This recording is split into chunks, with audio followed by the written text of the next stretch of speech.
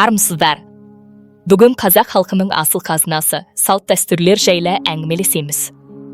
Дәстүр халықтың ғасырлар бойы қалыптастырған өмір сүру ережесі, мәдениеті.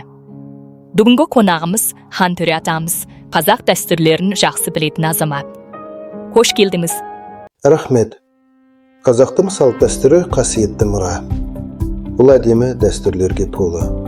Қазақ балалы үй базар дейді. Жаңа туған сәбиге байланысты қандай дәстүрлер бар? Шілдехана нәресте қуанышпен тойланады. Ат қою үлкен жауапкершілік. Бесікке салу, сәбиді бесікке бөлеп бата беру. Тұсау, кесу бала тай басқанда жасалатын дәстүр. Қазақ отбасылық дәстүрлерге ерекше мән берген. Қыз ұзату, беташар секілді ғұрыптарда қандай тәрбиелік мән бар? Бұл дәстүрлерде терең философия бар. Қыз ұзату, қызды шығарып салу. Бұл жерде қимастықта, қуанышта бар. Беташар келіннің сәлем беруі. Бұл үлкенді құрметтеу, кішіні сыйлау.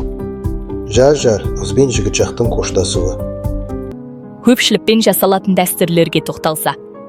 Асар, шашу, бата беру бүгінгі күніде өз маңызын жойған жоқ қой. Асар халықтың бірлігі. Бірге үй салу, ортақ еңбекке шақырады. Шашу қуанышты бөлісу. Бата беру қазақ тәрбиесі. Үлкендердің батасы жастарға бағып.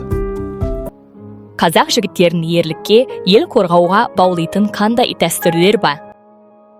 Бәйге көкпар жігіттердің ептілігін сынайды. Жеті ата дәстүрі тектілікті сақтау. Әр қазақ жеті атасын білуге міндетті. Бұл қан тазалығын сақтау. Көрдіңіздер ме? Қазақтың әр дәстүрінің астарында терең тәлім бар. Бұл ұрпаққа қалдырған аманат. Қадірлі тыңдармандар, бүгін біз қазақтың салт-дәстүрлері туралы әңгімелестік. Тыңдағандарымызға рахмет. Келесі подкастта кездескенше аман сау болыңыздар.